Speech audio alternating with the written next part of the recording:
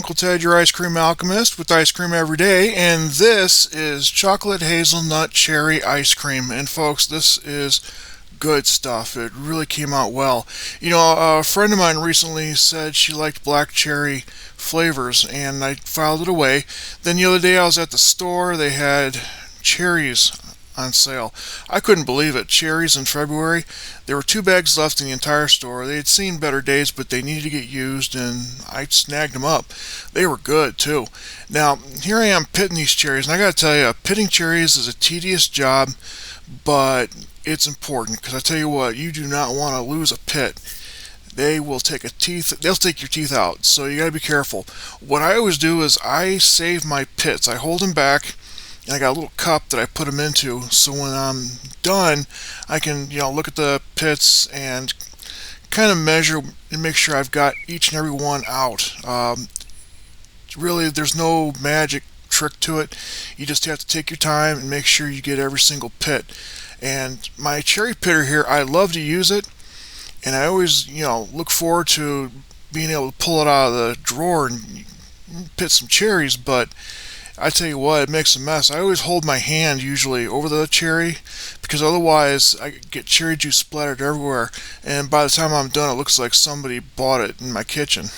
Pitting cherries ain't easy, but someone's got to do it. Now, once you get the cherries pitted, what I did was I added a half a cup of sugar to the cherries, and I stirred that in, and I let that sit for an hour to macerate. What that does is it draws out a lot of the juices from the cherry. That's really important. Like I said, these were good cherries, and I was really happy to score, cherries this quality in February of all times. But once you get those cherries, with the sugar for an hour, go ahead and put them in a saucepan on low heat, and go ahead and simmer those for about an hour. What that does is it softens them up a little bit and makes them easier to use later on. After simmering the cherries for a bit and softening them up and cooking off some of that moisture, then go ahead and take those cherries and put them into a food processor and give them a good chopping up. Basically, we want to make sure that they're chopped into really small pieces so that when we incorporate them in the ice cream, they blend real well.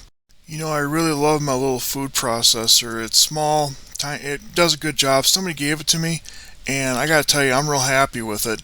Now, for the lineup that I'm using for ingredients, it's pretty much the same thing as usual. That would be 2 cups of heavy cream, 1 cup of whole milk, half a cup of sugar, 1/8 of a teaspoon of guar gum, and then we go into the other stuff. Now, I'm using, let's face it, this is Nutella, but it's kind of a Nutella mock-up. It's still going to be the chocolate hazelnut spread, but it's an off-brand.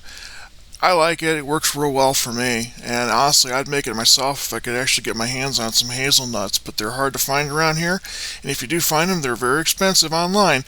Also, I'm using half a cup of non-fat dry milk along with 1 cup of the cherry puree that we made.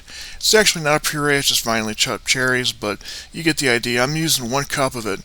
Now, when I put this in my saucepan, you'll notice that it still has cherry stuff in it.